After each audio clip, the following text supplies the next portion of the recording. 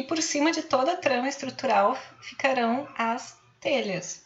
Então, existem vários métodos de modelagem de telhas. Um método que ele tem a vantagem de ser mais leve é o método da ferramenta cobertura. Então, quando eu vou deixar visível a cobertura que foi criada anteriormente, né, com a ferramenta própria para isso, que é a ferramenta cobertura.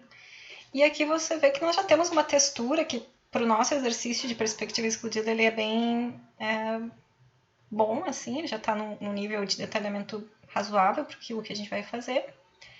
E se por acaso a textura que aparecer aqui não é a textura condizente com a sua telha em específico, você pode aqui na barra de visualização 3D, em pintor de superfícies, buscar outras texturas, né? Você digita aqui no campo de busca cobertura, vão aparecer diversas texturas, aí você seleciona e aplica com o pincel. Então só o fato de eu posicionar o pincel ali, eu já vou vendo o resultado, né? E aí, se eu optar pela troca, é só clicar em cima e vai ficar. Então, não vai alterar nada, só a visualização do 3D. E, então, lembrando que quando tem uma pastinha do lado, significa que esse material ainda não está na biblioteca, você tem que adicionar ao projeto e aí sim aplicar. E se por acaso quiser fazer alguma alteração ou mesmo criar um material totalmente personalizado, você tem que vir aqui nessa ferramenta de superfície, que é o mesmo símbolo pincel, só que sem a gotinha. Então, no 3D, pode ser algo assim que resolve o nosso problema das telhas, tá? De uma maneira super rápida e leve, com texturas. Mas no nosso corte não vai ser suficiente, tá? Então, aqui eu já comecei a resolver a questão. Desse lado aqui é o que nós teríamos, tá? Essa cobertura aqui, vocês estão vendo que eu já fiz uns arremates aqui na ponta para ficar com uma ponta mais parecida com o que seria uma telha, tá? Aqui nesse ângulo. Aqui também o caibro já fiz um arremate também, porque em geral ele fica com um ângulo de 90 graus na ponta. Isso tudo a gente vai fazendo os ajustes aos poucos, né? Então o que a gente teria aqui de cobertura seria essa trama, só que isso não nos diz como é que é uma telha cortada, isso aqui tá muito genérico pro corte, tá? Então, até porque a gente vai ampliar ele depois, vamos fazer detalhamento, então nesse caso seria interessante que a gente entrasse mais a fundo nisso.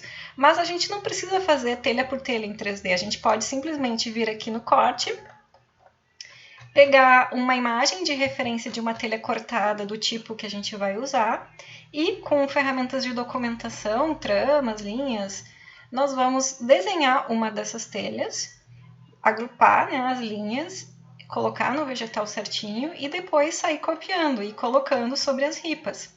Então, no momento que eu for colocando essas telhas aqui, que são desenhos, né, eu posso, nesse desenho específico do corte, fazer um conjunto de vegetais sem a cobertura, só deixar as telhas. E aí nós começamos a ver algo que vai ficar bem detalhado, tá? No desenho, vai satisfazer tanto o meu 2D como o meu 3D. E aí a gente também vai complementar alguns elementos. Por exemplo, aqui, você vê que a inclinação da telha, ela não é a mesma inclinação da cobertura em si, dos caibros, etc., dos elementos estruturais. Porque nós vamos ter que subir um pouquinho esse ângulo para que haja, então, uma sobreposição das telhas, né? Nesse caso, uma telha mais grossa como essa vai exigir isso. Vai ter um encaixe ali.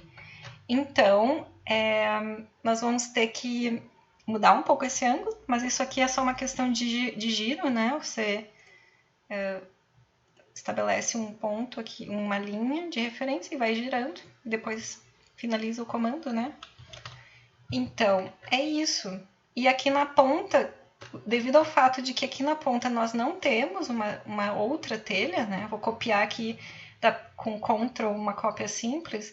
O fato de eu não ter uma outra telha aqui vai me exigir que eu coloque uma segunda ripa, que eu faça, na verdade, uma ripa dupla. Então, isso eu posso fazer tanto com uma viga, né? Eu poderia até copiar uma terça, colar aqui e refazer as dimensões dela para que se transforme, né, numa ripa, ou simplesmente com tramas, linhas, eu acrescento isso, porque no meu 3D não vai fazer tanta diferença e, na verdade, aqui é basicamente único lugar, né, aqui e no detalhe que esse elemento vai realmente aparecer, mas de uma forma mais evidente. Então fica a critério de vocês, até onde vocês querem. E claro, vão começar a surgir algumas questões que só nessa etapa, quando a gente começa a chegar mais perto, que elas vão aparecer. E aí vocês podem optar se querem ajustar no 3D ou se não vale a pena, se é uma questão que seria mais adequada de vocês trabalharem somente em 2D, tá?